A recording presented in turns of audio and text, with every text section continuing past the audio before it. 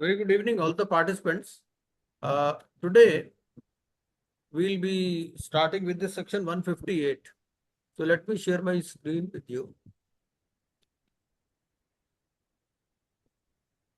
This PPT I have already shared with you, है ना? ये शेयर किया हुआ मैंने आपसे. हाँ सर। तो हाँ एक सर। बार काजल जी, एक बार आप पढ़िए जरा इसको. Yes sir. ये जो है ना, क्योंकि 158 टू 163 थोड़े से कॉम्प्लिकेटेड सेक्शंस है, तो मैंने क्या किया, इसकी इलस्ट्रेशंस बना दी हैं. तो through these illustrations will try to understand these various sections. तो एक बार पढ़ लीजिए. Okay sir. हाँ जी.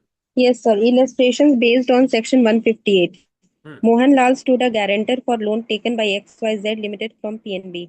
On default by XYZ Limited, insolvency proceedings were initiated by PNB against Mohanlal under Section 95. The repayment plan proposed by Mohanlal could not be completed and bankruptcy proceedings were initiated against Mohanlal by PNB.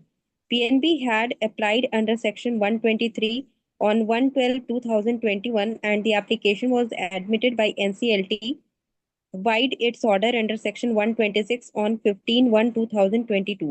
Discharge order under Section 138 was issued on 20/2/2023. Mohan Lal has the following properties as on 1/12/2021. Residential unit in Bangalore worth rupees 20 lakhs. Leasehold rights in a canteen in a cinema hall. Commercial plot worth rupees 60 lakhs and gold jewelry worth rupees 5 lakhs devolved upon him on death of his father.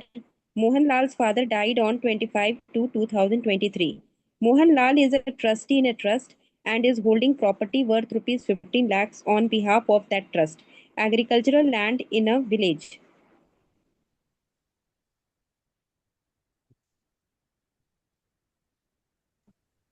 ये क्या है? ये basic facts है हमारे. अब इन facts में important क्या है, एक नोट कर लीजिए कि डेट ऑफ फाइलिंग क्या है. What is the date of filing? Date of filing of the application for bankruptcy क्या है? 1 सर. 1 दिसंबर, ठीक है. और date of admission of application क्या है? 126 और 15 January 15 2022. ठीक Yes, है. sir. अब now let us try to understand section 158, because 158 talks of two dates, one date of filing and the other is the date of admission, and it says any disposition of property between the date of filing and date of admission is void, है ना? यही perfect बोलता है ना Yes, sir. 158. Yes, sir. तो ये अब ये देख लीजिए, ये है 158. 158 हमने उस दिन भी पढ़ लिया था. बेसिक बात क्या है इसके अंदर? 158 में क्या है? You have to see two dates, date of filing of the application for bankruptcy and bankruptcy commencement date, and if any transfer take place between these two dates, then it shall be void, even if it is done in good faith, even if it is done for value, even if it is without notice of the filing of the application for bankruptcy. ठीक है, इतना ही है section 158. अब ये देखिए, he entered into an agreement on 5th of December to sell the Bengaluru residential unit. ठीक है. अब ये डेट देखिए आप क्लोजली, 5th हाँ दिसंबर. Sir. Whether this date bit falls between these two dates. हाँ, date of between filing of admission application and क्या है? कमेंसमेंट. फर्स्ट ऑफ हाँ सर. दिसंबर है. और डेट हाँ, ऑफ एडमिशन क्या है? 15 जनवरी. 15 ठीक है. Mm. और ये 5th दिसंबर, it falls between this two dates. Yes, sir. ठीक है. तो this transaction is hit by section 158. 158. 158. Chandrasekharan is not aware about the bankruptcy proceedings. So whether this fact of not being aware, whether it will affect this transaction, the answer is no. No, sir. ठीक है ना? And has acquired the residential unit in good faith for value and without notice of bankruptcy proceedings. तो 158 बोलता है कि ये सब बातों का कोई फर्क पड़ने वाला नहीं है, नहीं है. है ना? Yes, sir. अब ये क्वेश्चन देखिए, इन view of the above which of the following options is correct? पहला, there is no restriction on disposition of Bengaluru residential unit by Mohanlal since it is an excluded assets. तो अब क्या disposition में कोई excluded assets और other assets में है? कोई डिस्टिंक्शन नहीं है. बोल रहा है एनी डिस्पोजिशन ऑफ प्रॉपर्टी. ठीक है. तो ये जो ट्रांजैक्शन है ये वॉइड मान ली जाए। एक और बात इंपॉर्टेंट इसमें ये है कि एनी डिस्पोजिशन ऑफ प्रॉपर्टी। अच्छा, एक कॉन्सेप्ट और है, क्या बैंक्रप्सी में भी इंटरिम मॉरेटोरियम लगता है? यस और नो? बैंक्रप्सी प्रोसीडिंग में इंटरिम मॉरेटोरियम लगता है या नहीं लगता है? लगता है सर। लगता है, ठीक है। कौन सा सेक्शन है? सर वो देखना पड़ेगा, सेक्शन तो याद नहीं है। हाँ हाँ हाँ, है। एक बार देख लीजिए, 124 देख लीजिए। और 124 में क्या कौन कौन से एक्शंस बार्ड है? सर उसमें वो सारे एक्शंस हैं, कुछ एक दो छोड़ करके बाकी जो पहले थे ना उसमें फ्रेश स्टार्ट वगैरह में वो सारे एक्शंस पार्ट हैं। हाँ, अ, एक बार पढ़ लेते हैं ना जैसे 124 डायरेक्टर को। बनने पे, डायरेक्टर बनने पे एंड ऑल। सर नहीं नहीं बाहर नहीं सर जाने मैं पे। नहीं, सर वो मैं तो पढ़ रहा है। हूँ sir. Any pending legal actions और legal proceedings again any property of the debtors in respect of any of his debts shall be deemed to have been stayed to hmm. the creditor of the debtors shall not be entitled to initiate any legal proceedings or legal proceedings against any property of the debtor in respect of any of his death।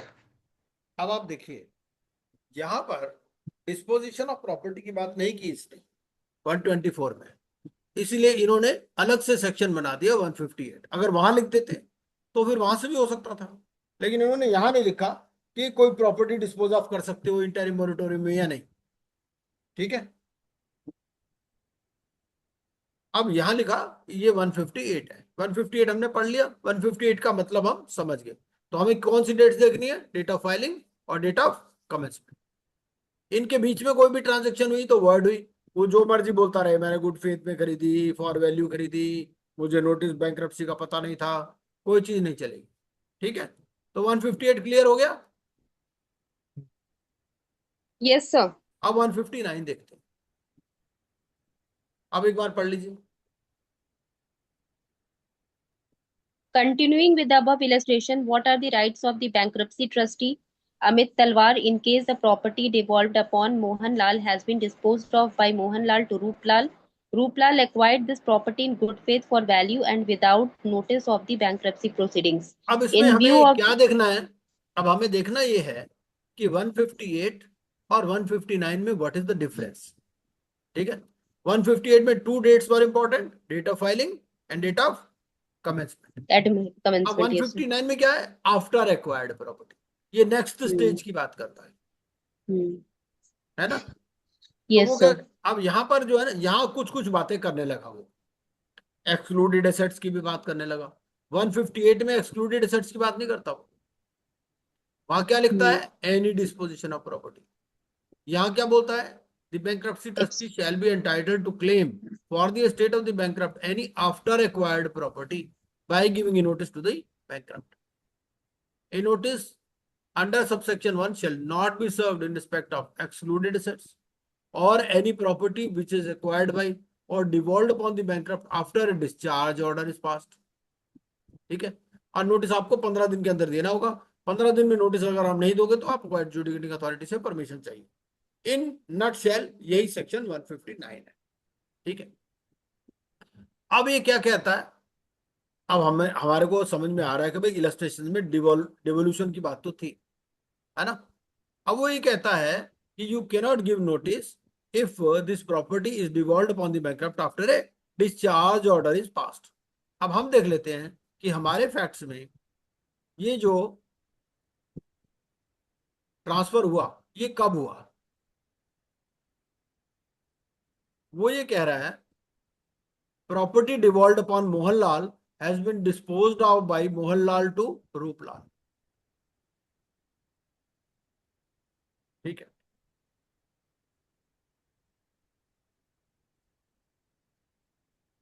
और ये facts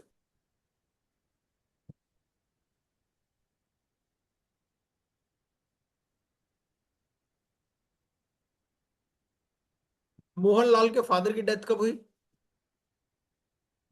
25 फरवरी को। हाँ, और discharge order कब issue हुआ? 20 फरवरी को। तो sir ये मतलब नहीं कर सकता है नोटिस, उसको हाँ, क्लेम नहीं कर सकता है। क्योंकि डेथ के बाद ही तो प्रॉपर्टी डिवॉल्व हुई ना, लिखा ना इसमें। ये जो कमर्शियल प्लॉट है और जो गोल्ड ज्वेलरी है, he devolved upon him on the death of his father, और डेथ की डेट क्या है 25 फरवरी, और डिस्चार्ज ऑर्डर इशू हो गया 20 20 फरवरी। फरवरी को। Yes sir. तो अब 159 के हिसाब से क्या ये क्लेम कर सकता है बैंक्रप्सी नहीं ट्रस्ट? कर सकता। नो नहीं कर, सर। है ना? तो इससे ये बात क्लियर हो गई। इसमें एक और बात इंपॉर्टेंट क्या है कि एक्सक्लूडेड एसेट्स के बारे में नोटिस नहीं दे सकते। क्या 158 में भी एक्सक्लूडेड एसेट्स की बात करता है कुछ? No sir. No sir. 158 में नहीं है ऐसा कोई, ठीक है ना? वहां एनी डिस्पोजिशन ऑफ प्रॉपर्टी है, लेकिन यहां पर क्या है, यहाँ दो कंडीशन। एक्स कौन कौन सी? एक, एक्सक्लूडेड एसेट्स के बारे में नोटिस नहीं दे सकता। दूसरा, अगर डिस्चार्ज ऑर्डर के बाद में कोई प्रॉपर्टी एक्वायर की है या डिवॉल्व हुई है तो उसके बारे में नोटिस नहीं दे सकता, मतलब उसको एक्वायर नहीं कर सकता, है ना? 15 दिन के अंदर नोटिस देना है जब उसको पता चले, और अगर 15 दिन में नोटिस नहीं दे पाता तो फिर वो जो है एडजुडिकेटिंग अथॉरिटी से परमिशन लेगा। ठीक। सर वो बेंगलोर वाला बंगलो है, उसका क्या हुआ सर? उसके अलावा एक और बात है, हाँ, वो ये कहता है यहां पर गुड फेथ वाली कॉन्सेप्ट भी चलेगी, 158 में नहीं चलती। यहाँ गुड फेथ में अगर ली है for value without notice of bankruptcy. हाँ बताइए क्या कह रहे थे आप? वही वो बैंक नहीं, उसका ही Bangalore bungalow bungalow residential unit in in in वो तो अलग बेंगलोर अलग वर्थ अलग रुपीज। अलग अलग अलग अलग दूसरे सेक्शन आएंगे ना, ओके ठीक है सर, ठीक है, हाँ सर, हाँ दूसरे सर। दूसरे सेक्शन आएंगे, हाँ हाँ। है ओके ना? सर।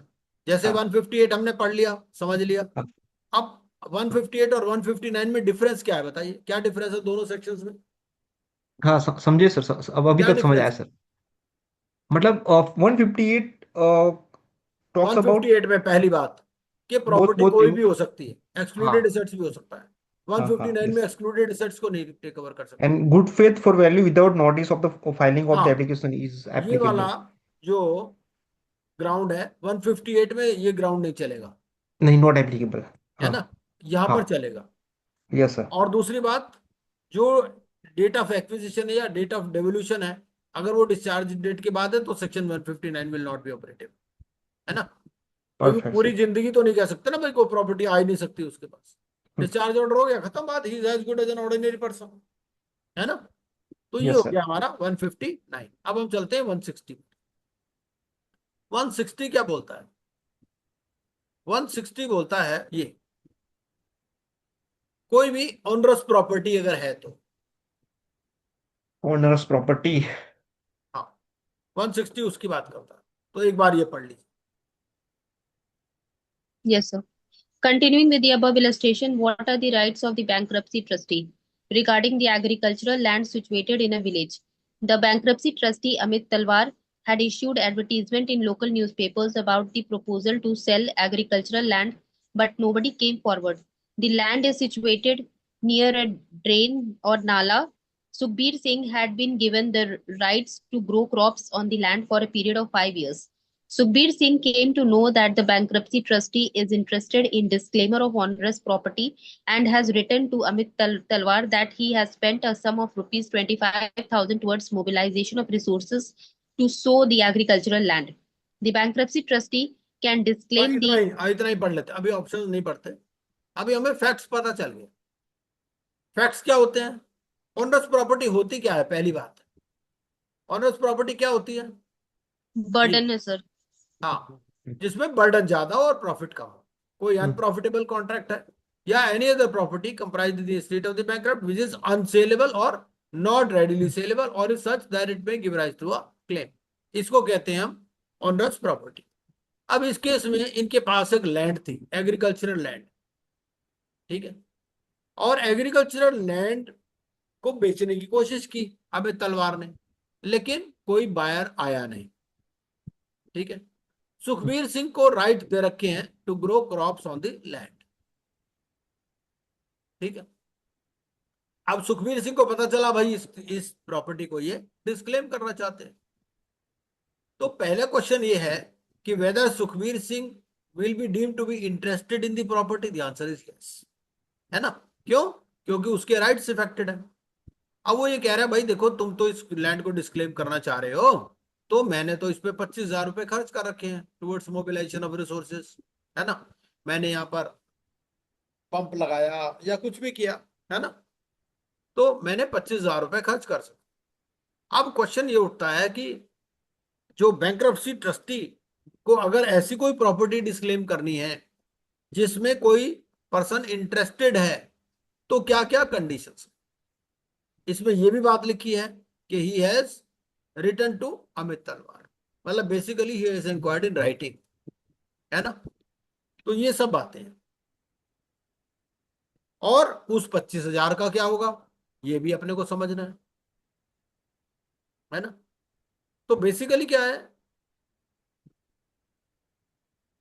एक तो ये कि लैंड है किसकी, ये लैंड किसकी है, लैंड किसकी है, मोहनलाल। मोहनलाल की है ना। तो एक तो मोहनलाल मोहनलाल। को नोटिस देगा, हम्म। है ना। और दूसरा, यस सर। जो पर्सन इंटरेस्टेड है in this interested property, person. Hmm. जो सुखबीर सिंह, हम्म। ठीक है। तो दोनों को नोटिस देगा वो, उसके बाद ही डिस्क्लेम कर सकता है।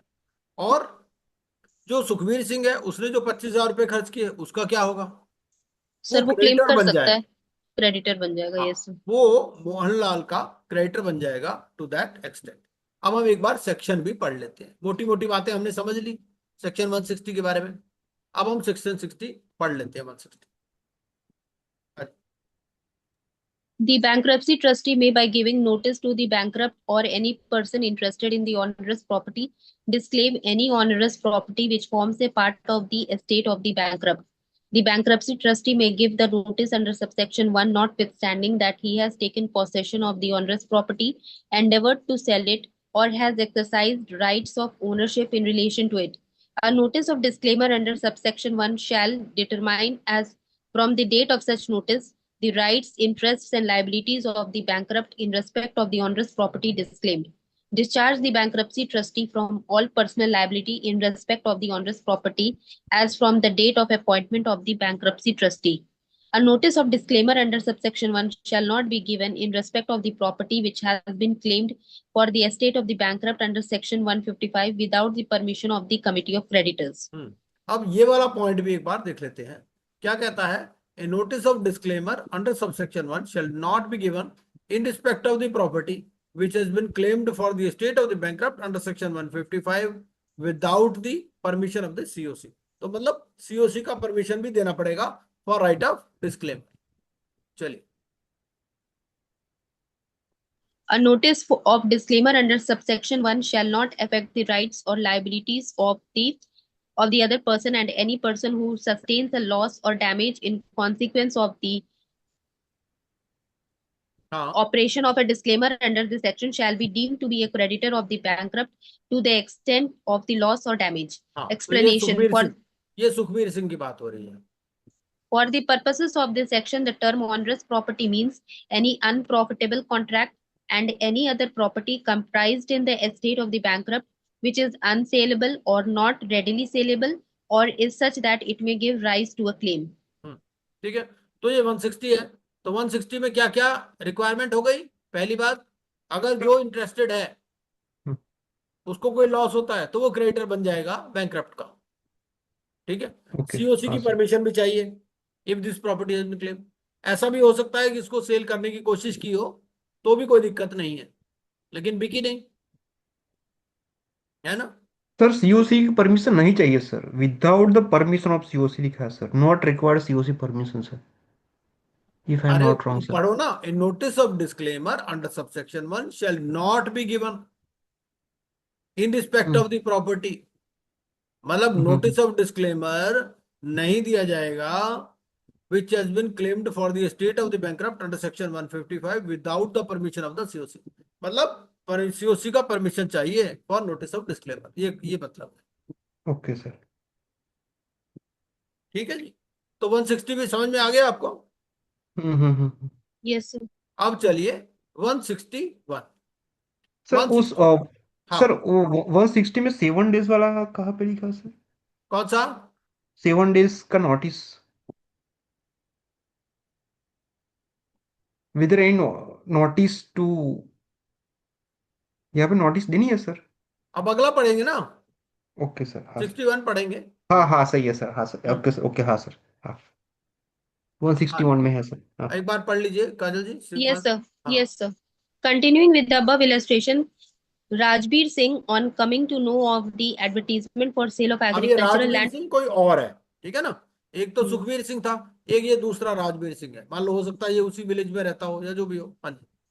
Yes, Rajbir Singh, on coming to know of the advertisement for sale of agricultural land, had visited the office of Amit Talwar and inquired from him on phone whether the bankruptcy trustee wanted to disclaim the agricultural land.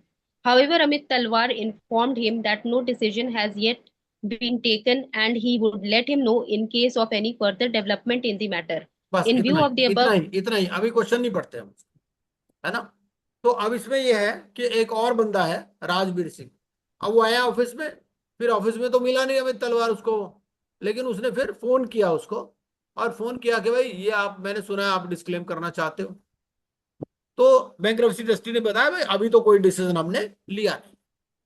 इससे पहले हम section 160 के questions कर लिए थे हमने। no sir, अभी questions कहाँ किया, नहीं किया हाँ, सर। 159 के तो कर लिए थे ना। Yes sir. बेसिकली अंडरस्टैंड करना ही जरूरी है, क्वेश्चंस में तो कोई खास बात है नहीं। क्वेश्चंस तो एक बार हम इकट्ठे भी कर लेंगे, है ना। तो एक Yes बार sir. हाँ 160 एक बार देख लीजिए। Yes sir. Continuing. 160 था, 161 था। So तो 161 कर लिए ना अभी। हाँ, हाँ, अब 161 का आंसर एक बार देख लेते हैं क्या है। 161 ये है हमारा, एक बार कर लीजिए। Yeah, यहाँ notice पर to है। disclaim हाँ, notice to disclaim onerous property. No notice of disclaimer under section 160 shall be necessary if a person interested in the onerous property has applied in writing to the bankruptcy trustee or his predecessor requiring him to decide whether the onerous property should be disclaimed or not, and a decision under clause A has not been taken by the bankruptcy trustee within 7 days of receipt of the notice. Any onerous property which cannot be disclaimed under subsection 1 shall be deemed to be a part of the estate of the bankrupt. For the purpose of this section, an onerous property is said to be disclaimed where notice in relation to that property has been given by the bankruptcy trustee under section 160. तो इसमें क्या क्या conditions हैं। कोई Writing कहता sir है कि writing में देना जरूरी है, हाँ, एक तो राइटिंग में देना राइटिंग में देना जरूरी जरूरी in है, 7 days है। और का दूसरा ये है notice. कि उस बैंक्रप्सी ट्रस्टी को भी डिसाइड करना है विद इन 7 days। दोनों कंडीशंस है। हम्म। पहली बात कि वो राइटिंग में इंक्वायर करेगा, और इसने कोई डिसीजन नहीं लिया 7 days के अंदर उसके ऊपर, तो उस केस में फिर आपको no notice of disclaimer is necessary. हाँ, फिर वो एस्टेट ऑफ बैंकरप्ट में ही माना जाएगा उस हाँ, ओनरस प्रॉपर्टी को। तो अब इसके क्वेश्चंस देख लेते हैं। Yes sir. 161 के, या पहले 158 के क्वेश्चंस तो हमने कर लिए थे ना। ये 158 है।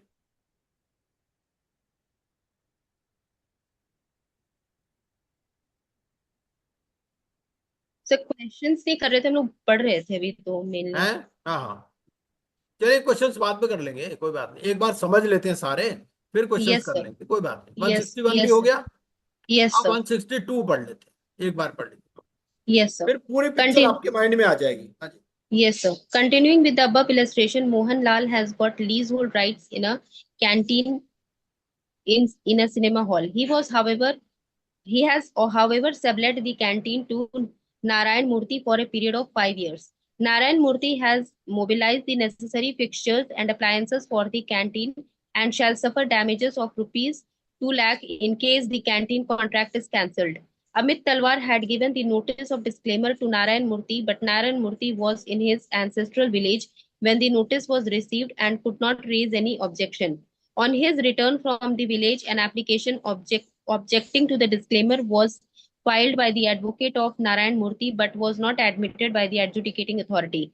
In view of the above, can the lease rights of the cinema hall be disclaimed? ये तो सर क्वेश्चन आ गए सर। अब हम 162 को पढ़ लेते हैं कि 162 क्या बात करता है। ये है 162, डिस्क्लेमर ऑफ लीज होल्ड्स। ये लीज Yes होल्ड sir. की बात करता है, Yes sir. The क्योंकि bankruptcy प्रॉपर्टी test को लीज trust. होल्ड भी हो सकती है, फ्री होल्ड भी हो सकती है। ये लीज होल्ड की बात कर रहा है कि अगर आपने लीज होल्ड राइट्स दे रखे हैं तो उसका क्या होगा। Yes sir. The bankruptcy trustee shall not be entitled to disclaim any leasehold interest unless a notice of disclaimer has been served on every interested person and no application objection to the disclaimer by the interested person has been filed with respect to the leasehold interest within 14 days of the date on which notice was served, and where the application objecting to the disclaimer has been filed by the interested person, the adjudicating authority has directed under Section 163 that the disclaimer shall take effect. Where the adjudicating authority gives a direction under Clause B of subsection 1, it may also make order with respect to fixtures, improvements by tenant, and other matters arising out of the lease as it may think fit. तो ये हो गया, मतलब समझ में आ गया इसका? Yes, sir. मतलब क्या है कि अगर आपने कोई लीज होल्ड राइट्स दे रखे हैं, ठीक है, या लीज होल्ड राइट्स आपके पास हैं, बेसिकली आपके पास leasehold rights. Leasehold rights क्या होते हैं? बेसिकली राइट ऑफ यूज होते हैं एक किस्म से। तो आपने लीज होल्ड राइट लिया किसी चीज का, आपने उसकी पेमेंट करोगे, जब आप उसकी पेमेंट करोगे तो आपकी बैलेंस शीट में आ जाएगा lease hold rights asset side में। अब आप उनको डिस्क्लेम करना चाहते हो, ठीक है, अब आप अपनी बुक्स में से निकालना है, उसकी कोई वैल्यू है नहीं मार्केट में, आपने पहले बेचने की कोशिश की, लीज होल्ड राइट्स को लेना चाहता नहीं। अब पहली बात, आपको नोटिस किसको देना है? जो भी इंटरेस्टेड पर्सन है उसको नोटिस देना है, ठीक है, और वहां से कोई ऑब्जेक्शन नहीं आया, within 14 days of the date on which the notice was served. अब जैसे मान लीजिए आपके पास लीज होल्ड राइट्स है, आपने सब लीज दे रखी है, ठीक है, आपने क्या किया हुआ इसमें सब कॉन्ट्रैक्ट दे रखा है।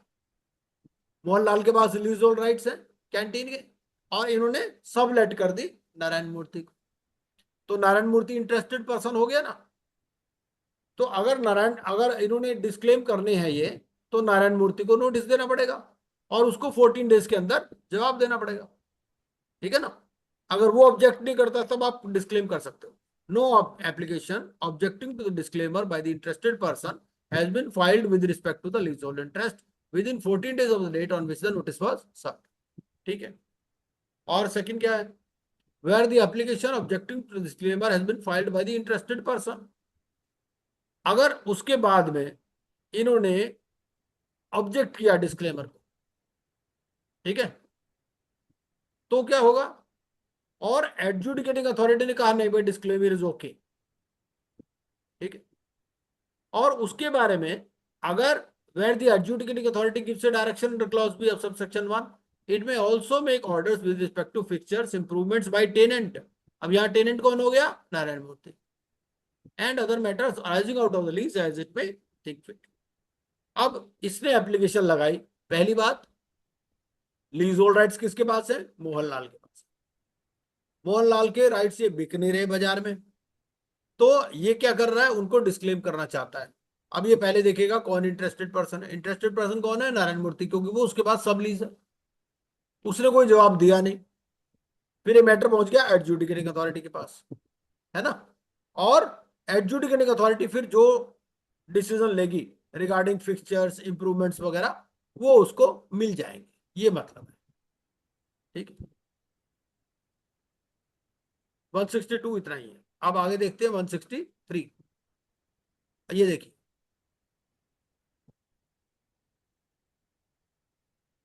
163 क्या बोलता है?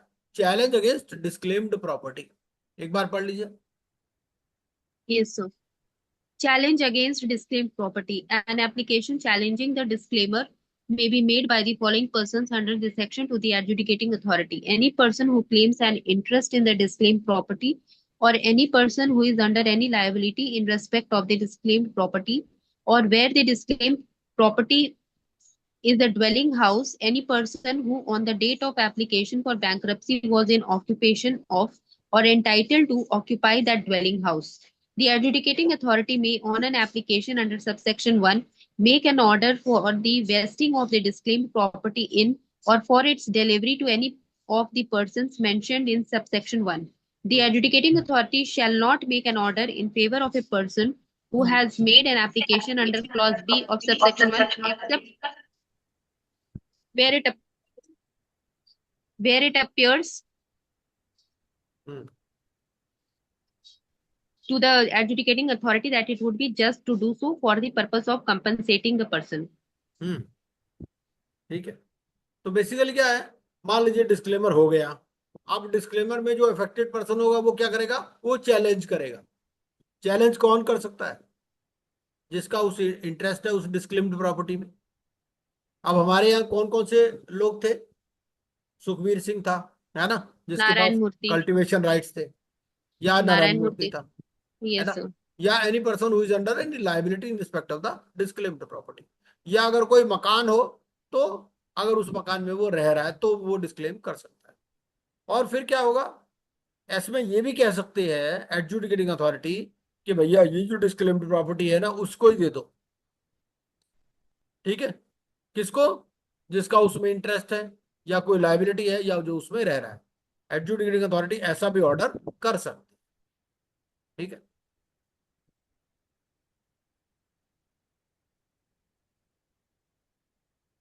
और ऐसा तभी करेगी जब उसको लगता है कि it is necessary for the purpose of compensating that person. ये 163। चलिए, सर एक क्वेश्चन है सर। हाँ पूछिए पूछिए। सर लिक्विडेशन और बैंक्रप्सी में क्या डिफरेंस है sir in case of onerous property and disclaim property sir? In briefing sir, in lemon sir, for इसमें रिमेम्बरिंग पर्पस। दोनों का कंपेयर करें तो इन वहां पे 6 मंथ का है sir. 6 months will be there in liquid, in case of liquidation. यहाँ पे ऐसा कोई कॉन्सेप्ट नहीं है। बाकी 7 डेज का notice will be there for in both the cases of bankruptcy and liquidation case. Hmm and उसका रेगुलेशंस है, रेगुलेशन नंबर। पहले इसको पढ़ लेते हैं। देखो ऐसा, पहले इसको पढ़ लेते हैं, इसके बाद में फिर लिक्विडेशन पर चलेंगे। ओके सर, ठीक है सर, है ठीक है ना, सर, ठीक है। पहले पूरा हाँ पढ़ लेते हैं। अब हाँ ये हाँ कॉन्सेप्ट डेवलप हुआ नहीं, उस पर चले जाएंगे तो कंफ्यूजन ज्यादा क्रिएट हो जाएगा। हाँ पहले ये हाँ पूरा सर, पढ़ ठीक। लेते हैं, उसके ठीक है बाद में सर, ठीक। लिक्विडेशन पर चले जाएंगे, कोई दिक्कत नहीं। Okay sir, okay sir, okay sir. हाँ So sir. the effect of an order under this section shall be taken into account while assessing loss or damage sustained by any person in consequence of the disclaimer under subsection 5 of section 160. An order under subsection 2 vesting property in any person need not be completed by any consequence, assignment or transfer. तो ये 163 हो। तो 163 क्या बोलता है basically, अगर कोई भी डिस्क्लेमर हो गया प्रॉपर्टी का, उसके बाद में उसको चैलेंज कौन कर सकता है, जो पर्सन इंटरेस्टेड है या उसकी कोई लायबिलिटी है, या अगर उस मकान में रह रहा है। और उसमें ऐसा भी हो सकता है कि एडजुडिकेटिंग अथॉरिटी उस प्रॉपर्टी को उसी आदमी को दे दे। ठीक है, लेकिन ऐसा ऑर्डर तभी होगा और उसको लगेगा it is necessary for the purpose of compensating the person. ये 163 है। तो 163 तक ही हमारे सेक्शंस। अब हम एक बार इसको, इनके क्वेश्चंस भी पढ़ लेते हैं 158 से। ठीक है, 158 Yes, हमने yes. क्या पढ़ा था बेसिकली, 158 में ये था कि डेट ऑफ फाइलिंग और डेट ऑफ एडमिशन, हाँ। उसके बीच में अगर कोई भी डिस्पोजिशन ऑफ प्रॉपर्टी हो जाए, चाहे वो एक्सक्लूडेड Then एसेट्स की क्यों ना हो, तो it will that shall will be be void. Void. Void. है ना, Hmm. अब पढ़ लीजिए इसके questions 158। Yes, sir. Based on the above facts, please answer the following questions. He entered into an agreement on 5/12/2021 to sell the Bangalore residential unit to Chandrasekaran. Chandrasekaran is not aware about the bankruptcy proceedings initiated against Mohan Lal and has acquired the residential unit in good faith for value and without notice of the bankruptcy proceedings. In view of the above, which of the following options is correct? There is no restriction on disposition of Bangalore residential unit by Mohan Lal since it is an excluded asset. The transfer of residential unit is voidable at the option of Chandrasekaran. The transaction of transfer is void. Interim moratorium is applicable to creditors and not to the debtor. Hence, the transfer is valid. Sir, it will be void.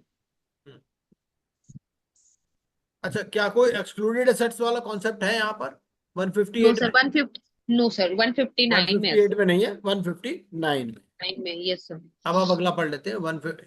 और यहाँ पर क्या good faith for value without notice of the filing of application for bankruptcy, क्या ये argument चल सकता है? नहीं चलेगा सर ये नहीं आर्गुमेंट यहाँ पे। ठीक है। अब 159, Continuing with the above illustration, what are the rights of the bankruptcy trustee Amit Talwar in case the property devolved upon Mohan Lal has been disposed of by Mohan Lal to Roop Lal? Roop Lal acquired this property in good faith for value and without notice of the bankruptcy proceedings. In view of the above provisions, which of the following options is correct? The bankruptcy अब trustee पहली can बात give ये है notice. कि 158 और 159 में फर्क क्या है? 158 है डेट ऑफ फाइलिंग और डेट ऑफ कमेंसमेंट के बीच में, और 159 है कब? डेट ऑफ After, एडमिशन के बाद। हाँ after. हाँ, आफ्टर एक्वायर्ड प्रॉपर्टी, बिल्कुल ठीक है। लेकिन आफ्टर एक्वायर्ड में भी देखना है कि भाई ऐसा तो नहीं कि वो डेट ऑफ डिस्चार्ज ऑर्डर के बाद तो नहीं हुई है। अगर disposition date of discharge order के बाद हुई है तो फिर कोई रिस्ट्रिक्शन नहीं है। बेसिकली क्या है कि 159 क्या बोलता है, ये नोटिस ये बोलता है कि कोई भी प्रॉपर्टी जो बैंकरप्ट के पास आई है, कब? डेट ऑफ एडमिशन के बाद में, तो 15 डेज का नोटिस देगा बैंकरप्सी ट्रस्टी और उस प्रॉपर्टी को एक्वायर कर लेगा। कौन सी प्रॉपर्टी के लिए नोटिस नहीं दे सकता? एक्सक्लूडेड एसेट्स के लिए, या कोई जो डिस्चार्ज ऑर्डर के बाद आई, बस इतनी सी बात है ना? तो चलिए यहाँ पढ़ लीजिए 159। Yes, sir. Continuing with the above illustrations, what are the rights of the bankruptcy trustee Amit Talwar in case the property devolved upon Mohan Lal has been disposed of by Mohan Lal to Roop Lal? Roop Lal acquired this property in good faith for value and without notice of the bankruptcy proceedings. In view of the above provisions, which of the following option is correct? The bankruptcy trustee can give notice to the bankrupt for both the commercial plot and gold jewelry. Both the properties, that is gold jewelry and commercial plot, have been acquired by Roop Lal in good faith for value and without notice of the bankruptcy proceedings. Hence, no notice can be given in respect of such properties. C. Notice can be given for gold jewelry exceeding rupees 1 lakh and commercial plots since these are not covered under excluded assets.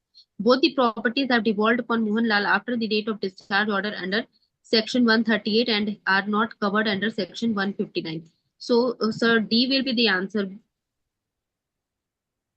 और B के बारे में क्या कहना है? Both the properties, that is gold jewelry and commercial plot, have been acquired by Roop Lal in good faith for value and without notice of the bankruptcy proceedings. Hence, no notice can be given in respect of such properties. Yes, sir, this is also correct. Because second वाले में 159 कोई में भी से good faith property नहीं देख रहा है. जो आपने गुड फेथ में खरीदी है फॉर वैल्यू और विदाउट नोटिस, तो उस केस में फिर आप उसका भी कोई नोटिस नहीं दे सकते। ये हो गया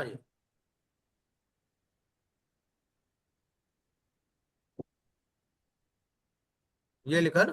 fifth point, the bankruptcy trustee shall not be entitled by virtue of this section to claim from any person who has acquired any right over after acquired property in good faith for value and without notice of the bankruptcy.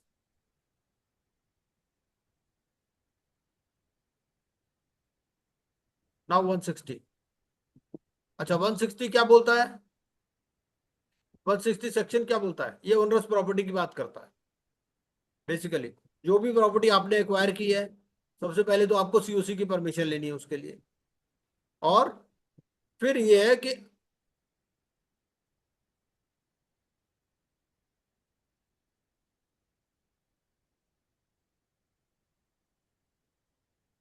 Notice to interested person. Notice to interested person, और फिर उसका क्या होगा, जो loss या damage होगा उसका क्या होगा। ये दो तीन बातें इसमें बात करता है 160।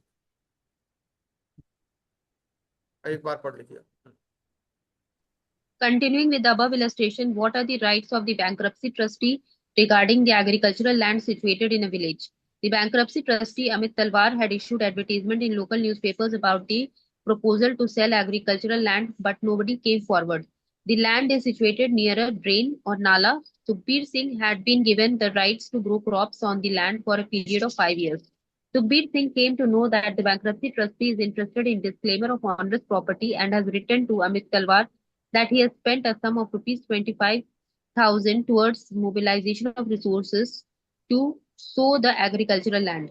The bankruptcy trustee can disclaim the agricultural land without giving a notice to anyone since no buyer came forward. B. The bankruptcy trustee can disclaim the agricultural land after giving a notice to Mohan Lal and Sukhbir Singh. C. The bankruptcy trustee can disclaim the agricultural land after giving notice to Mohan Lal and Sukhbir Singh. However, Sukhbir Singh can claim the amount of rupees 25,000 and shall be deemed to be a creditor of Mohan Lal to the extent. So, sir, C will be the answer. 161.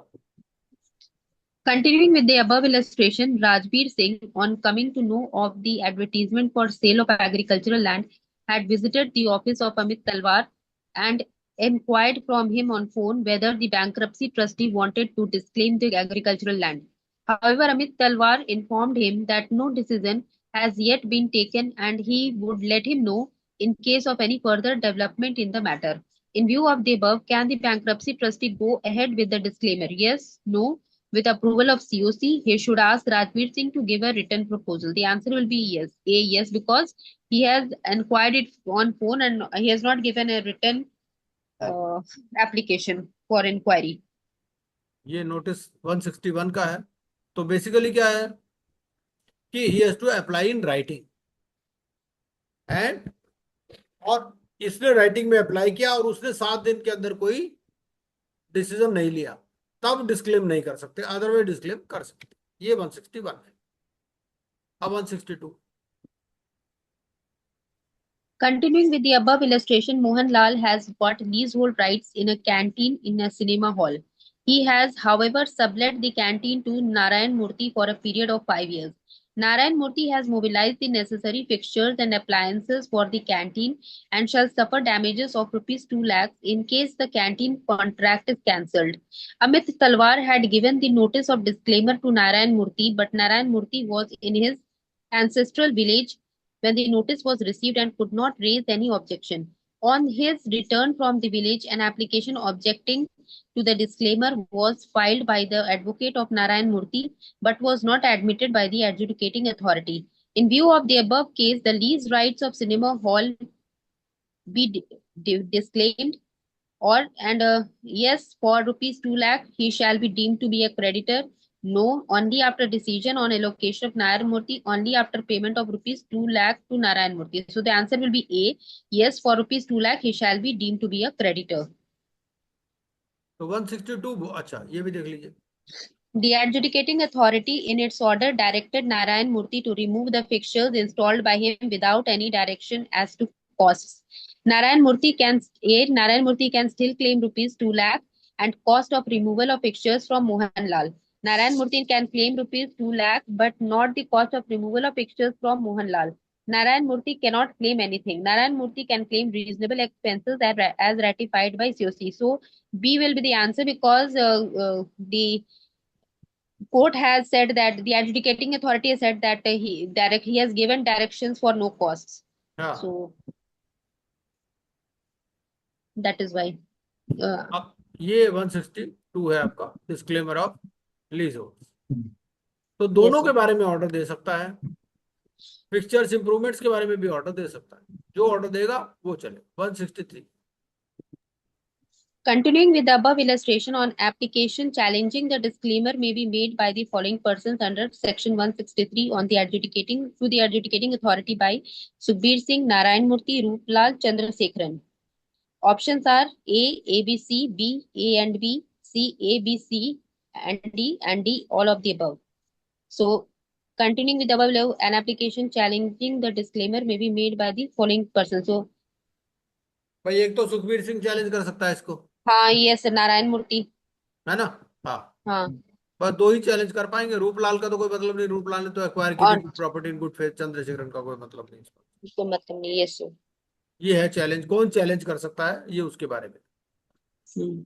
या जो जिसका interest हो या जिसकी liability हो या उस मकान में वो रह रहा हो, बस ये तीन लोग चैलेंज कर सकते हैं. हम्म. तो ये हो गया हमारा 163 तक. अब हम चलते हैं 164. ठीक है, अब हम सेक्शन पर चलते हैं अपने 164.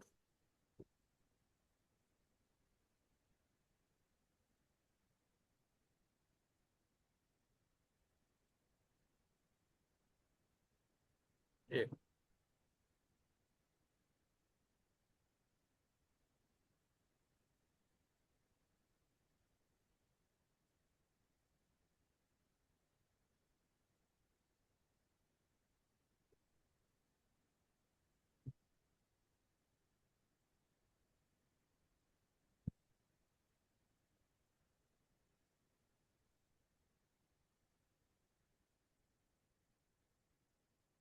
Five zero five.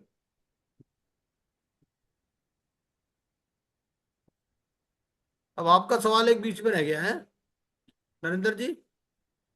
Okay sir, वांधा नहीं सर। है ओके सर, पढ़ लेंगे सर, पढ़ लेंगे।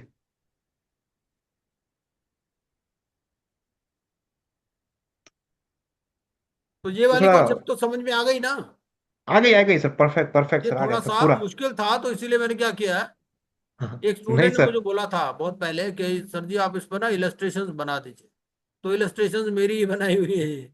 नहीं सही मैं है कहा सर, यार एकदम परफेक्ट सर। है। लिक्विडेशन का सर कंपेयर करो तो सर, एक बार लिक्विडेशन के साथ कंपेयर तो पूरा थोड़ा हो जाएंगे सर, उसके बाद पूरा याद रह ही जाएगा। ये वन तो हो गया सर, पर हम्म कंसोलिडेट एज ए होल फिर मिक्सअप हो जाता है sir with liquidation. Hmm. Liquidation के साथ पढ़ना हो तो सर। एक मिनट का। रेगुलेशन नंबर 10 है सर, 10। एक मिनट पहले मैं ये निकाल दूं। क्या होता है, ये लाइट गई हुई है ना इसलिए थोड़ा सा चक्कर करता है।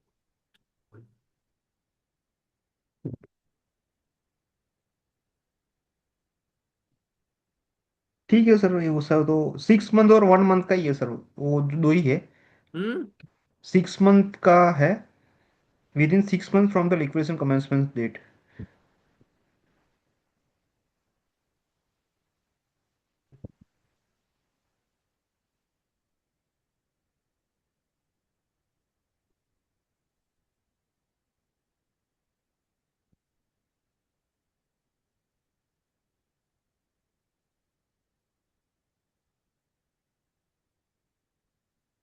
ये हमारा है 164,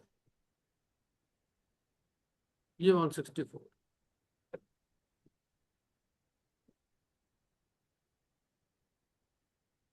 अब आप बताइए क्या बोल रहे थे, कौन सा रेगुलेशन है आपका लिक्विडेशन रेगुलेशंस में। 10 सर, 10। हाँ, एक बार देख लेते हैं, कोई बात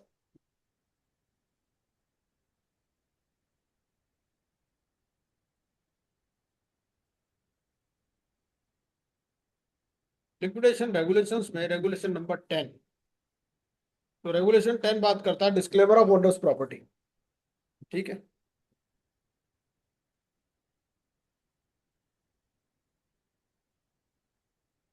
तो सबसे पहले तो क्या है, ओनर्स प्रॉपर्टी तो कॉन्सेप्ट सेम है। ठीक है। हम्म।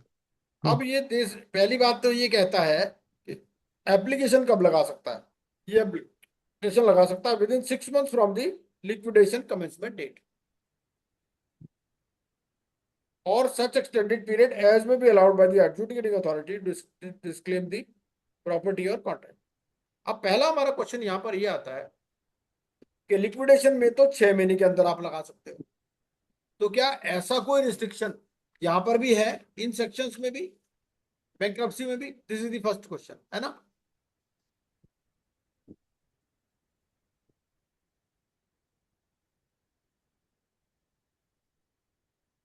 तो इसका आंसर ये रहेगा, यहाँ पर ज्यादा डिटेल में दिया गया है, ये जो है ना इंडिविजुअल बैंक्रप्सी, इसमें ये चीज ज्यादा डिटेल में दी गई बेसिकली, इसमें अलग अलग उसने ब्रेक कर दिया उसको, यहां पर इस तरह से इतना ब्रेक नहीं है, क्योंकि यहां पर इंटरिम मोरेटोरियम वाली कॉन्सेप्ट नहीं चलती कंपनीज के केस में। यहां तो क्या है, और लिक्विडेशन में तो मोरेटोरियम भी नहीं है, लिमिटेड मोरेटोरियम है, हम्म। तो लिक्विडेशन से इसको कंपेयर करना ठीक नहीं रहेगा। वहां तो उन्होंने देखो अलग अलग ब्रेकअप किया बैंक्रप्सी के केस में, और वहां एक्सक्लूडेड एसेट्स भी है, किसी केस में एक्सक्लूडेड एसेट्स है, किसी में एक्सक्लूडेड एसेट्स नहीं है, फिर गुड फेथ वाली कॉन्सेप्ट है, वो सारी चीज यहाँ पर क्या है, कंपनी की हम बात कर रहे हैं, तो दोनों को मिक्स करना ठीक नहीं रहेगा मेरे हिसाब से। कोई ओके ठीक है सर, पर्टिकुलर ठीक। क्वेश्चन है तो पूछिए आप। बस ठीक है सर, ठीक, ओके सर, हो गया सर, ओके सर। और यहां पर क्या बोल रहा है कि जो भी पर्सन है ना बेसिकली उसके लिए 1 मंथ का नोटिस, यहाँ 1 मंथ है from the receipt of such inquiry, ठीक है ना। और वहां पर हाँ क्या है, ठीक। वहां 7 डेज का डेट है।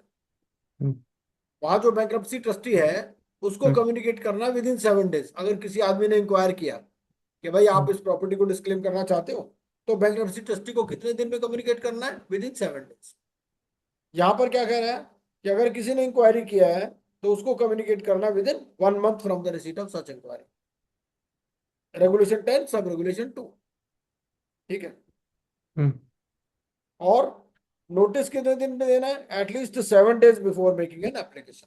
तो 7 डेज का पीरियड तो सेम है, वहां पर भी 7 डेज का ही पीरियड है, यहां पर भी 7 डेज का ही पीरियड है। और ओके बाकी सर। 4 और 5 में कुछ है नहीं। तो डिफरेंस क्या रहा दोनों में, डिफरेंस ये रहा, पहली बात तो ये है कि इसको विद इन 6 मंथ्स एप्लीकेशन देनी है और such extended period as may be allowed by the adjudicating authority. लेकिन इंडिविजुअल बैंक्रप्सी में ऐसे कोई लिमिटेशन नहीं है। और कम्युनिकेट करना विद इन 1 मंथ लिक्विडेटर को, if any person inquires in writing तो he has to communicate within 1 month. और वहां पर कितने दिन में कम्युनिकेट करना है, विद इन 7 डेज। और नोटिस जो देना है to person interested in property वो 7 डेज है दोनों केसेस। इसके अलावा कोई स्पेसिफिक क्वेश्चन है तो पूछिए आप। बस हो गया सर, हो गया सर, परफेक्ट। अब 164 अंडर वैल्यू ट्रांजेक्शन की बात करता है, यस सर, ठीक है। फॉर रिलेटिव अब 2 years and associate 6 months sir. हाँ, अब जो अंडर वैल्यू ट्रांजेक्शन है ये वहां पर हमारा सेक्शन 45 भी है, ठीक परफेक्ट, है। परफेक्ट सर, तो हम क्या परफेक्ट। करते हैं, दोनों को कंपेयर भी कर लेते हैं। क्यों, 45 में क्या बोलता है basically,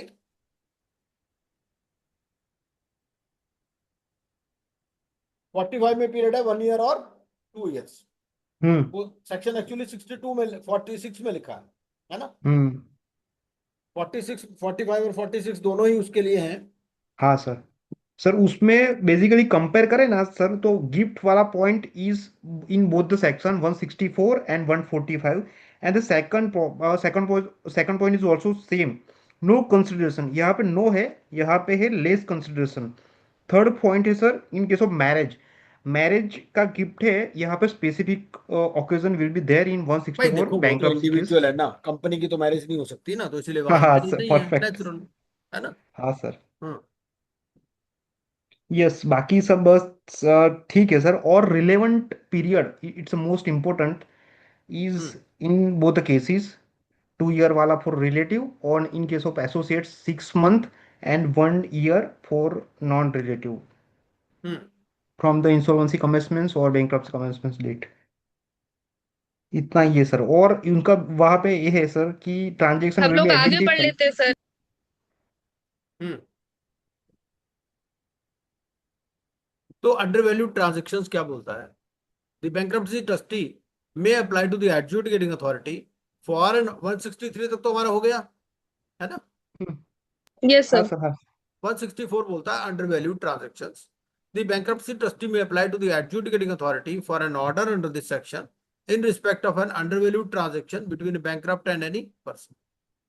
The undervalued transaction referred to in subsection 1 should have been entered into during the period of 2 years ending on the filing of the application for sorry sir, screen नहीं दिख रहा है सर। अच्छा अच्छा, ओ सॉरी, अच्छा मैंने दूसरा share किया ना इसीलिए, एक मिनट। ये हाँ, अब नजर आ रहा होगा है ना। Yes sir. हाँ, 164 क्या बोल रहे हैं, 164 बोलता है आपका the bankruptcy trustee may apply to the adjudicating authority for an order under this section in respect of an undervalued transaction between a bankrupt and any person. The undervalued transaction referred to in subsection 1 should have been entered into during the period of 2 years ending on the filing of the application for bankruptcy. तो पहली बात तो ये है कि यहां पर जो 2 years का पीरियड है ना, वो फाइलिंग ऑफ द एप्लीकेशन से लेना है। और वहां पर क्या है, वहां इंसॉल्वेंसी लिक्विडेशन कमेंसमेंट डेट से लेना है बेसिकली, है ना। 46 है ना आपका,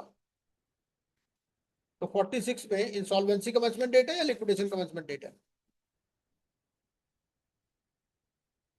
इंसॉल्वेंसी कमेंसमेंट डेट। ठीक है, तो वहां हमें लेना है इंसॉल्वेंसी कमेंसमेंट डेट से सेक्शन 45 46 में, और यहां पर लेना है filing of the application for bankruptcy, ठीक है, and caused bankruptcy process to be triggered.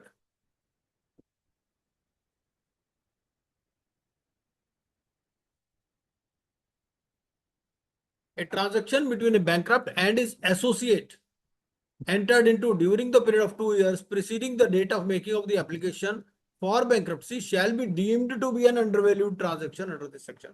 एक और बात है, यहां पर डीमिंग फिक्शन है। डीमिंग फिक्शन क्या है कि अगर बैंकरप्ट और उसके एसोसिएट के बीच में कोई ट्रांजेक्शन हुई है तो वो अंडरवैल्यूड मान ही ली जाएगी। अब बात यह है कि क्या वहां पर भी ऐसा कुछ है सेक्शन 46 में? सेक्शन 45 अगर 46 अगर हम देखें जो कि कॉर्पोरेट्स के केस में एप्लीकेबल है, तो क्या वहां भी कोई डीमिंग फिक्शन है? वहां ऐसी कोई डीमिंग फिक्शन नहीं है। वहां क्या बोलता है बेसिकली, वहां 2 इयर्स और 1 ईयर का पीरियड है बेसिकली।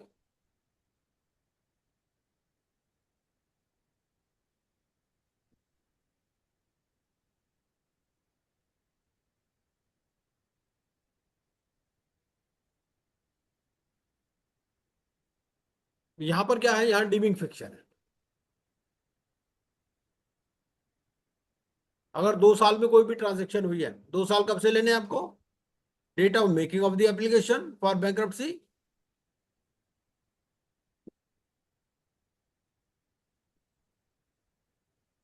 मतलब एक तो डेटा फाइलिंग हो जाएगी और उससे 2 साल पीछे जाना है आपको। अगर इन 2 साल में कोई भी ट्रांजेक्शन हुई है तो that shall be deemed to be an undervalued transaction, ठीक है। On the application of the bankruptcy trustee under subsection 1, the adjudicating authority may pass an order declaring an undervalued transaction void, ठीक है। तो इसको void declare कर सकते हैं। Pass an order requiring any property transferred as a part of an undervalued transaction to be vested with the bankruptcy trustee as a part of the estate of the bankrupt, and pass any other order it thinks fit for restoring the position to what it would have been if the bankrupt had not entered into the undervalued transaction, basically reversing the effect of passing of this undervalued transaction. The order under clause A of subsection 4 shall not be passed if it is proved by the bankrupt that the transaction was undertaken in the ordinary course of the business of the bankrupt, provided that the provisions of this subsection shall not be applicable to undervalued transaction entered into between a bankrupt and his associate under subsection 3 of this section. मतलब कि ये जो ordinary course of business वाले theory है ये भी काम नहीं करेगी इन case of transaction with an associate. For the purpose of this section, a bankrupt enters into an undervalued transaction with any person if he makes a gift to that person.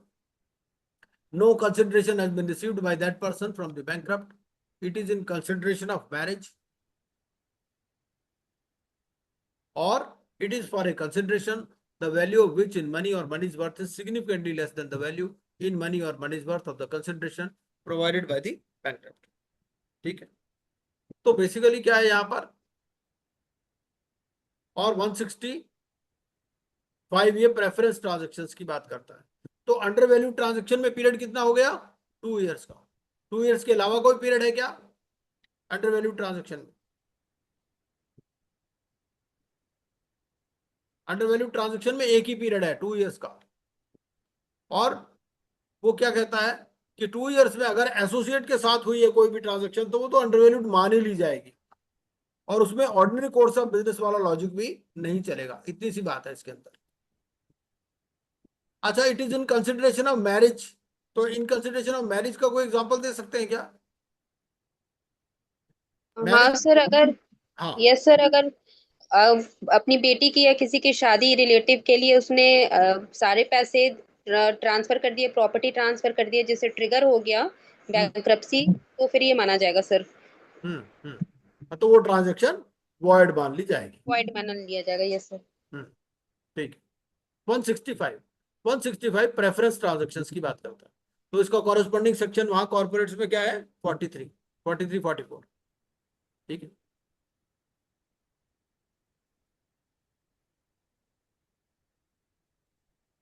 The bankruptcy trustee may apply to the adjudicating authority for an order under this section if a bankrupt has given a preference to any person. ठीक है. The transaction giving preference to an associate of the bankrupt under subsection 3 should have been entered into by the bankrupt with the associate during the period of 2 years ending on the date of the application for bankruptcy. ठीक है. तो associate के साथ में period आपका 2 years है. Any transaction giving preference not covered under subsection 2, मतलब अगर एसोसिएट के साथ नहीं है तो उसमें पीरियड है 6 months का. एसोसिएट के साथ 2 years, other than associate 6 months. The transaction giving preference under subsection 2 or under subsection 3 should have caused the bankruptcy process to be triggered. तो दोनों केसेस में अंडरवैल्यूड में भी यही है और यहां पर भी यही. On the application of the bankruptcy trustee under subsection 1, the adjudicating authority may pass an order declaring a transaction giving preference void. ठीक है, वहां अंडरवैल्यूड में भी यही है. Pass an order requiring any property transferred to be vested with the bankruptcy trustee. Pass any other order it thinks fit for restoring the position to what it would have been if the bankrupt had not entered into the transaction giving preference. ठीक है. The adjudicating authority shall not pass an order under subsection 5 unless the bankrupt was influenced in his decision of giving preference to a person by a desire to produce in relation to that person an effect under clause B of subsection 8. ठीक है. और clause B of subsection 8 क्या बोलता है? वो वही बात करता है सेक्शन 178 की. जैसे 43 में वो 53 की बात करता है, ऐसे यहां पर बात वो करता है 178 की.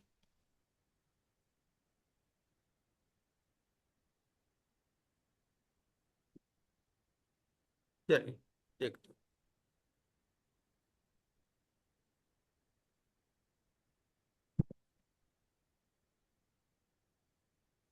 For the purpose of subsection 6, if the person is an associate of the bankrupt, otherwise than by reason of only being an employee at the time when the preference was given, it shall be presumed that the bankrupt was influenced in his decision under that subsection.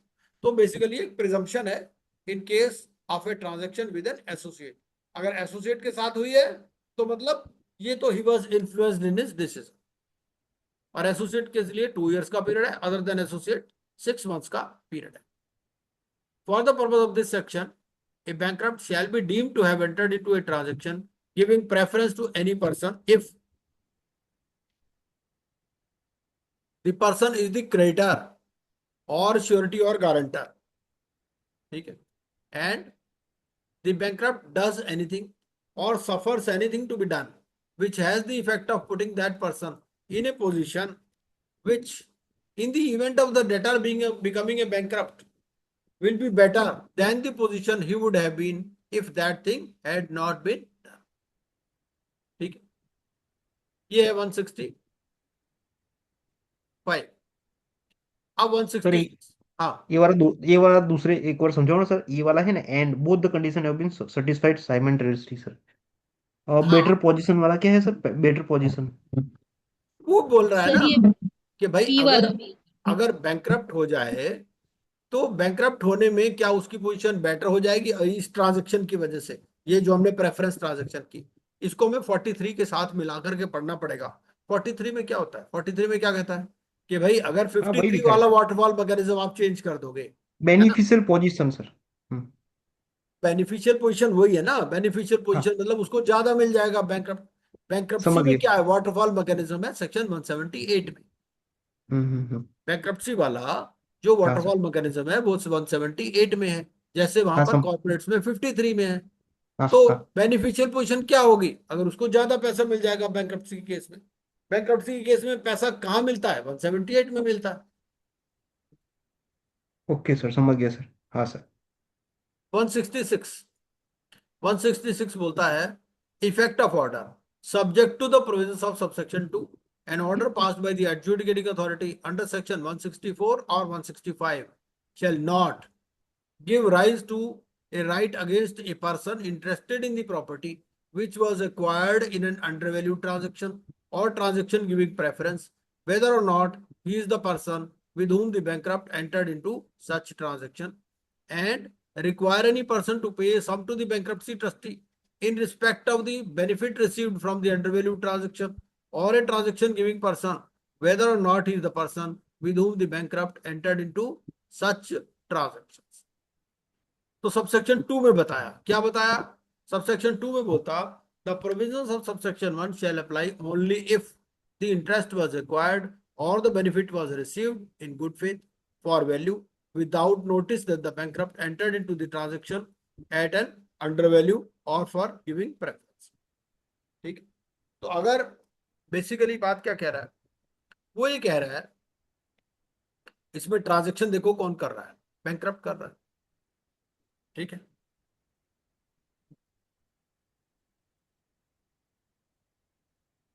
तो bankrupt ने transaction की किसी आदमी के साथ, अगर वो ये प्रूव कर देता है कि भाई ये गुड फेथ में है, फॉर वैल्यू है, और मेरे को बैंकरप्सी का कुछ आइडिया नहीं था, तो फिर आप उससे पैसे वापस नहीं ले सकते या उससे प्रॉपर्टी ट्रांसफर नहीं ले सकते, ये मतलब।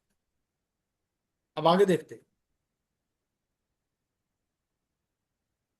Without notice that the bankrupt has filed an application for bankruptcy or a bankruptcy order has been passed and by any person who at the time of acquiring the interest or receiving the benefit was not an associate of the bankrupt, और वो associate नहीं था, मतलब अगर associate होगा तो ये वाला लॉजिक नहीं चलेगा, गुड फेथ फॉर वैल्यू वाला या without notice. Any sum required to be paid to the bankruptcy trustee under subsection 1 shall be included in the estate of the bankrupt. अगर कोई इसमें बैंक्रप्सी ट्रस्टी को कोई पैसा मिलता है तो वो एस्टेट ऑफ द बैंकरप्ट बन जाएगा। बेसिकली क्या है, अगर एसोसिएट वाला जो है ना, एसोसिएट पर कोई लॉजिक नहीं चलता, यहाँ पर good faith for value without notice ये नहीं चलेगा। लेकिन अदर देन एसोसिएट अगर ये प्रूव कर देता है कि ये जो ट्रांसफर हुआ है ये गुड फेथ में हुआ, भाई मैंने प्रॉपर्टी ली है, ठीक है, बैंकरप्ट से प्रॉपर्टी ली है लेकिन मैंने पैसे दिए हैं, तो उस केस में क्या होगा, उस आदमी को नहीं कह सकते भाई आप प्रॉपर्टी वापस कर दो। ठीक है, उस केस में बैंकरप्ट से ही पूछेंगे कि भैया जो तुम्हें पैसे मिले तुमने उसका क्या किया, ये मतलब, क्योंकि ट्रांसफर ऑफ प्रॉपर्टी में भी ये कॉन्सेप्ट है, गुड फेथ फॉर वैल्यू। अब 167 extortionate credit transactions. Subject to subsection 6, on an application by the bankruptcy trustee, the adjudicating authority may make an order under this section in respect of extortionate credit transactions to which the bankrupt is or has been a party. ठीक है, the transaction under subsection 1 should have been entered into by the bankrupt during the period of 2 years ending on the bankruptcy commencement date. अब देखो यहां पर क्या date आ गई, 2 years आ गई ending on the bankruptcy commencement date, जबकि पहले वाले दोनों सेक्शंस में 2 years था prior to the date of filing of the application for Filing of the application, yes, है ना, यहाँ पर है ending on the bankruptcy commencement date, ये थोड़ा सा फर्क है। An order of the adjudicating authority may set aside the whole or part, vary the terms, require any person who has been paid by the bankrupt under any transaction to pay a sum to the bankruptcy trustee, require any person to surrender to the bankruptcy trustee any property of the bankrupt held as security for the purpose of the transaction. Any sum paid or any property surrendered to the bankruptcy trustee shall be included in the estate of the bankrupt. ठीक है, for the purpose of this section, an extortionate credit transaction is a transaction for or involving the provision of credit to the bankrupt by any person on terms requiring the bankrupt to make exorbitant payments in respect of the credit provided, or which is unconscionable under the principles of law relating to contracts. Any debt extended by a person regulated for the provision of financial services in compliance with the law in force in relation to such debt shall not be considered as an extortionate credit transaction under this section. ठीक है, तो एक्सटॉर्शनेट credit transactions वाले जो इसमें क्या है basically कि bankrupt है, अब बैंकरप्ट की फाइनेंशियल पोजीशन थोड़ी सी क्रिटिकल है, तो किसी से भी अनरीजनेबल टर्म्स पर अगर उसने लोन ले लिया, कोई सिक्योरिटी उसको दे दी, तो वो ये कहता है कि उसको वापस कर देंगे या उन टर्म्स को वेरी कर देंगे। मान लीजिए उसने 50% रेट ऑफ इंटरेस्ट के लिए एग्री कर लिया, 5% per month rate of interest के लिए एग्री कर लिया, ठीक है, तो उसको ये कह सकते हैं भाई आप ये टर्म्स को वेरी कर दो, चेंज कर दो, ठीक है। लेकिन अगर कोई क्रेडिट कार्ड के ट्रांजेक्शन हैं तो उसमें ये फिर प्रोविजन नहीं चलेगा, क्योंकि वो बैंक जो है या एनबीएफसी जो है they are regulated by RBI. ठीक है। तो अगर आपने कोई एग्जॉर्बिटेंट टर्म्स एग्री कर ली हैं तो उनको रिवर्स किया जा सकता है, ये यहां पर मेन बात है। अब जो एक्सटॉर्शनेट क्रेडिट ट्रांजैक्शन है, यहां पर पीरियड कितना है, 2 इयर्स का है, ending on the bankruptcy commencement date, और यहाँ एसोसिएट और अदर देन एसोसिएट का कोई फर्क नहीं है। ठीक है। और 165 में क्या था, बेसिकली 165 में था एसोसिएट के लिए 2 इयर्स का पीरियड है और बाकी लोगों के लिए 6 मंथ्स का पीरियड है। और अंडर वैल्यूड में क्या पीरियड है, अंडर वैल्यूड में 2 इयर्स का ही पीरियड है, उसमें एसोसिएट और अदर देन एसोसिएट कोई फर्क नहीं है। नाउ 168 ऑब्लिगेशंस अंडर कॉन्ट्रैक्ट्स, ये क्या बोलता है।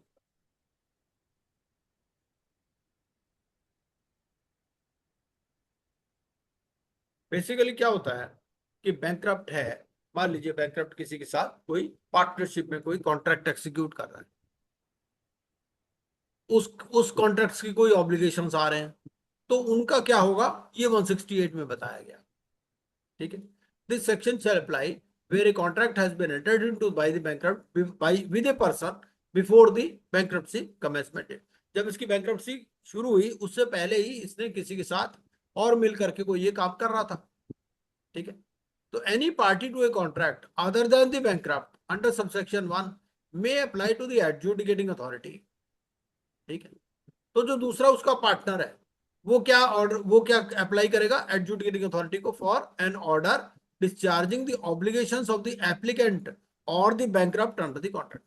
अब वो ये कहता है कि देखो ऐसा है, रामलाल और श्यामलाल दो बंदे हैं, श्यामलाल की बैंकरप्सी शुरू हो गई, मैं रामलाल हूं, मैं एडजुडिकेटिंग अथॉरिटी के पास आया हूं, मैं कहता हूं कि भाई देखो ऐसा है कि हमने जो कंस्ट्रक्शन का एक काम लिया था, कंस्ट्रक्शन का टेंडर लिया था, उसमें कुछ हमारे रिस्पेक्टिव ऑब्लिगेशंस थे, अब उनका डिसीजन एडजुडिकेटिंग अथॉरिटी करेगी, यहां पर ये कहने का मतलब।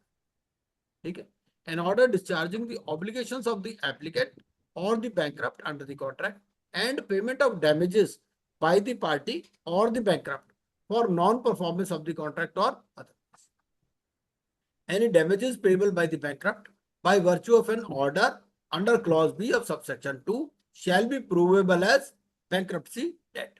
तो इनको क्या कहेंगे हम, bankruptcy debt। मान लो उनका आपस में कोई एग्रीमेंट था, अब वो तो पैसे दे नहीं पा रहा, उसकी तो bankruptcy प्रोसीडिंग शुरू हो गई, तो अगर इसमें बैंकरप्ट को कोई डैमेजेस देने पड़ते हैं तो ये क्या हो जाएगी, ये bankruptcy debt का पार्ट बन जाएगा। When a bankrupt is a party to a contract under this section jointly with another person, that person may sue or be sued in respect of the contract without joinder of the bankrupt।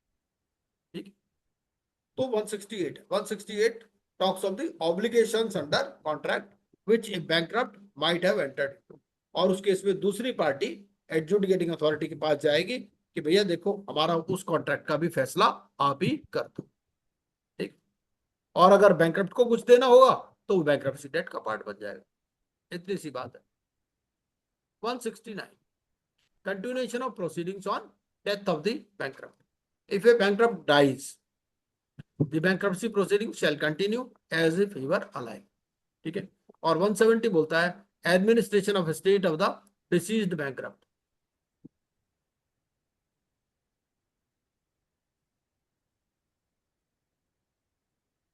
All the provisions of chapter 5 relating to administration and distribution of the estate of the bankrupt shall, so far as the same are applicable, apply to the administration of the estate of a deceased bankrupt। ठीक है। जो bankrupt पर apply होते हैं वही deceased bankrupt पर apply होंगे। And while administering the estate of a deceased bankrupt, the bankruptcy trustee shall have regard to the claims by the legal representatives of the deceased bankrupt to payment of the proper funeral and testamentary expenses incurred by। ठीक है। तो funeral expenses और testamentary expenses होते हैं जो भी documentation के लिए एक्सपेंसेस होते हैं, मान लो कोई सक्सेशन सर्टिफिकेट लेना है, वो सब बात होती है। ठीक। The claims under subsection 2 shall rank equally to the secured creditors in the priority provided under section 178। तो 178 वैसा ही है जैसा सेक्शन 53 है, सेक्शन 53 से मिलता जुलता है कि बैंकरप्ट का जो प्रोसीड्स बटेंगे बैंकरप्सी एस्टेट से उसका क्या ऑर्डर ऑफ पेमेंट होगा, वो 178 में। ठीक है।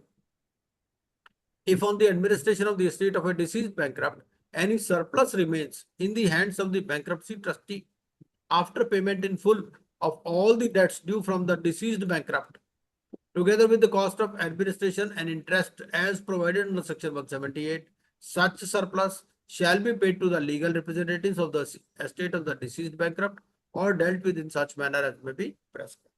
अगर कोई सरप्लस होगा तो वो लीगल रिप्रेजेंटेटिव्स को दे देंगे या जैसा रूल्स बताएंगे। 171 proof of debt. The bankruptcy trustee shall give notice to each of the creditors to submit proof of debt within 14 days of preparing the list of creditors under section 130। अब इसमें ये देखिए, जैसे हमने पहले भी पढ़ा था कि दो फॉर्म है बैंक्रप्सी, फॉर्म सी और form D. Form C public notice है और फॉर्म डी है नोटिस टू क्रेडिटर्स। ठीक है। The bankruptcy trustee shall give notice to each of the creditors to submit proof of debt within 14 days of preparing the list of creditors under section 130। अब पहले इसने list बना लेनी है, list बनाने के बाद में ये नोटिस दे रहा है कि भैया आप प्रूफ दो। ठीक है, proof of debt. The proof of debt shall require the creditors to give full particulars of debt, including the date on which the debt was contracted and the value at which that person assesses it। ठीक है, कि भाई जिस date को date लिया था वो और आज की डेट में उसके हिसाब से उस डेट की क्या वैल्यू है। ठीक है, ये दोनों चीजें हो सकती है इसमें।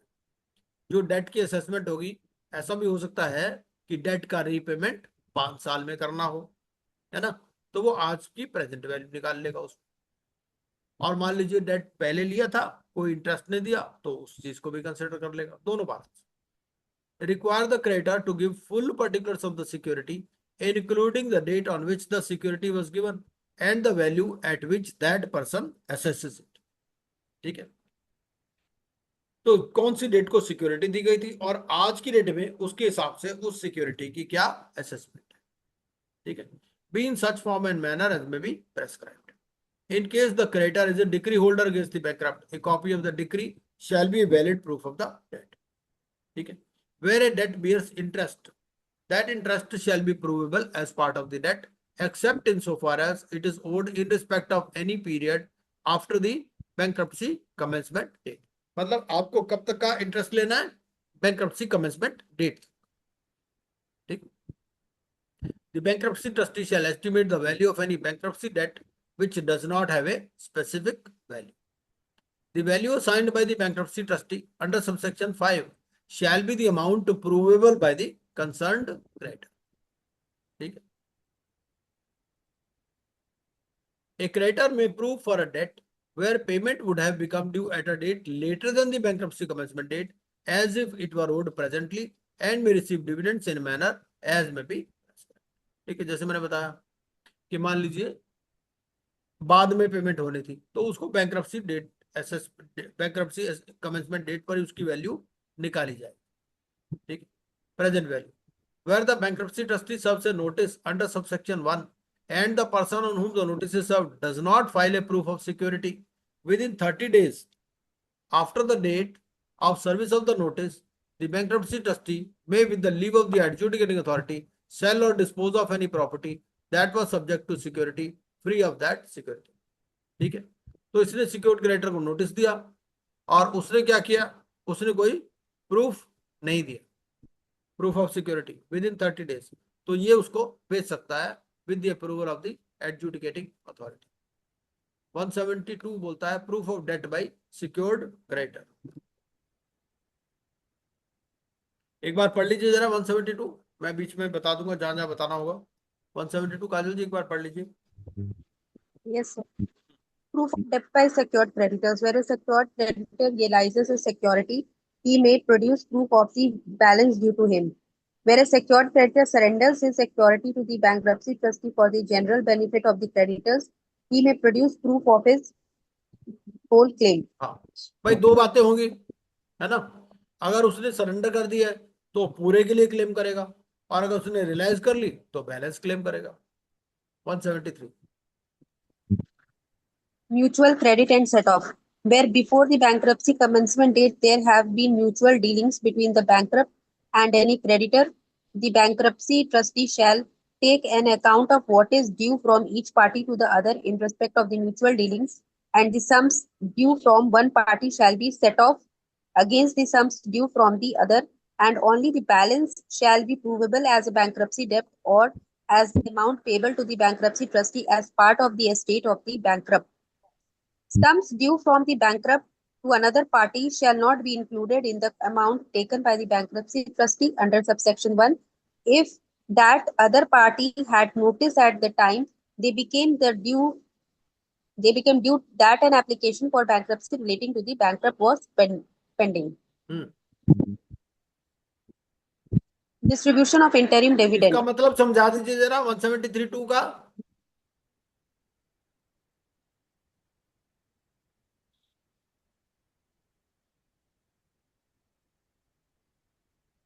इसका मतलब ये है कि देखो म्यूचुअल क्रेडिट और सेट ऑफ कब अलाउ होगा और कब अलाउ नहीं होगा। सर इसमें ये पता है कि दोनों का सेट करके जो बैलेंस होगा उसी को हाँ वो तो मानेंगे। ठीक है, पर 173(2) का मतलब ये है कि सेट ऑफ अलाउ नहीं होगा अगर उस पार्टी को नोटिस दिया गया हो कि भैया एप्लीकेशन फाइल हो चुकी है बैंक्रप्सी की और उसके बाद में भी वो डेट दे रहा है, तो उस डेट का सेट ऑफ अलाउ नहीं होगा। सर एक बार और इसको थोड़ा सा क्लियर कर दीजिए। इसका मतलब ये है, देखो दो दो पार्टीज हैं, तो एक पार्टी ने एक ने 100 रुपए देने हैं, दूसरी ने 100, उसने 50 रुपए लेने हैं, तो नेट नेट मतलब उसको 50 ही रुपए देने पड़ेंगे, 100 माइनस 50। अब बात यह है कि जो पार्टी डेट दे रही है, ठीक है, उसको पता चला कि भैया एप्लीकेशन ऑलरेडी फाइल हो चुकी है बैंक्रप्सी की, उसके बाद में भी वो डेट दे रहा है, तो वो उस ऐसे डेट का सेट ऑफ अलाउ नहीं हो। 173(2). Okay sir. Sums due from bankrupt to another party shall not be included in the account taken by the bankruptcy trustee under subsection 1 if that other party had notice at the time they became due that an application for bankruptcy relating to the bankrupt was pending. ठीक। Distribution of interim dividend. हाँ। Whenever the bankruptcy trustee has sufficient funds in his hand, he may declare and distribute interim dividend among the creditors in respect of the bankruptcy debts which they have respectively proved. Where the bankruptcy trustee has declared any interim dividend, he shall give notice of such dividend and the manner in which it is proposed to be distributed.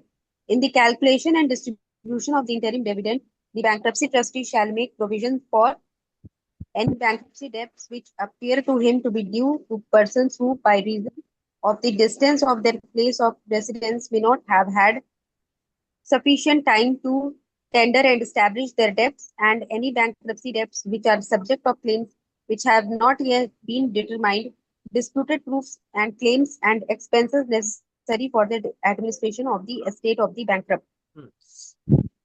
अब 174 क्या बोलता है? 174 को अगर हम साधारण भाषा में समझें तो 174 ये बोलता है कि जब भी इसके पास सफिशिएंट फंड्स आ जाएंगे बैंक्रप्सी ट्रस्टी के पास, ये क्या करेगा? इंटरिम डिविडेंड डिक्लेयर कर देगा। अब इंटरिम डिविडेंड में क्या क्या किस किस चीज का प्रोविजन करेगा?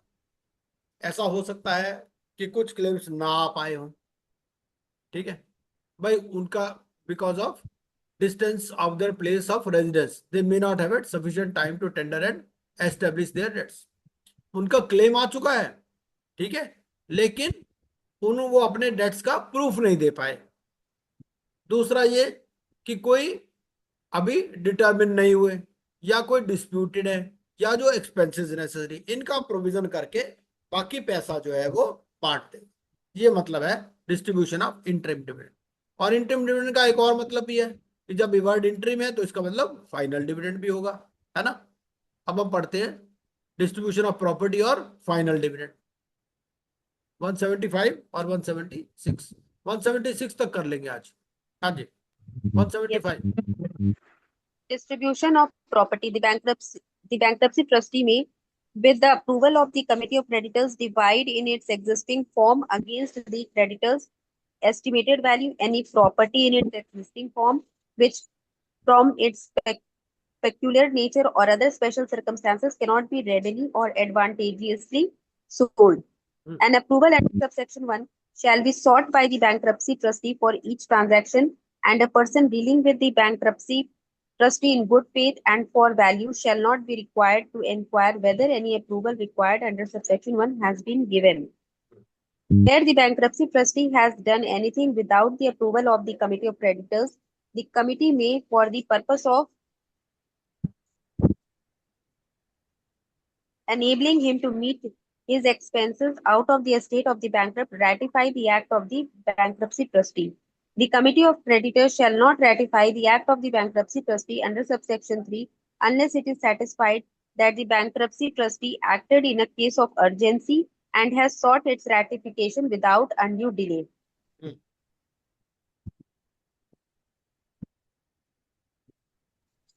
Final dividend. Where the bankruptcy trustee has realized the entire estate of the bankrupt or so much of it as could be realized in the opinion of the bankruptcy trustee, he shall give notice of his intention to declare a final dividend or that no dividend or further dividend shall be declared. The notice under subsection 1 shall contain such particulars as may be prescribed and shall require all claims against the estate of the bankrupt to be established by a final date specified in the notice. The adjudicating authority may, on the application of any person interested in the administration of the estate of the bankrupt, postpone the final date referred to in subsection 2. After the final date referred to in subsection 2, the bankruptcy trustee shall defray any outstanding expenses of the bankruptcy out of the estate of the bankrupt, and if he intends to declare a final dividend, declare and distribute that dividend among the creditors who have proved their debts without regard to the claim of any other person.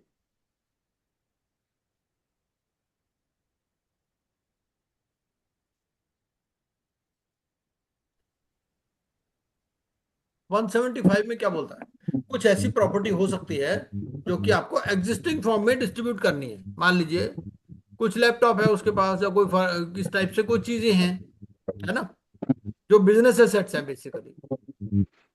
तो उसका पहले तो COC से approval ले लेगा और COC के approval लेने के बाद एग्जिस्टिंग फॉर्म में उसको डिवाइड कर देगा। फाइनल डिविडेंड की जहां तक बात है, फाइनल डिविडेंड में क्या कहता है, फाइनल डिविडेंड में ये कहता है बेसिकली इसके लिए नोटिस देगा पहले, ठीक है, और नोटिस है आपका रूल नंबर 13 में। तो रूल नंबर 13 क्या कहता है, रूल नंबर 13 देख लेते हैं एक बारी। ये रूल नंबर 13 में फॉर्म है नोटिस का, ये नोटिस ऑफ डिविडेंड है, ठीक है। तो ये पर्टिकुलर्स आपको देने हैं।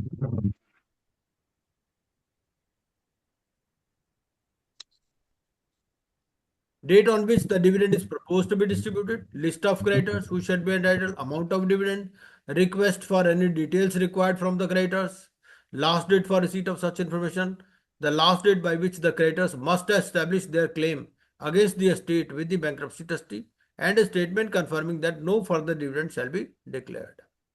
ठीक है, तो ये है बेसिकली रिगार्डिंग फाइनल डिविडेंड।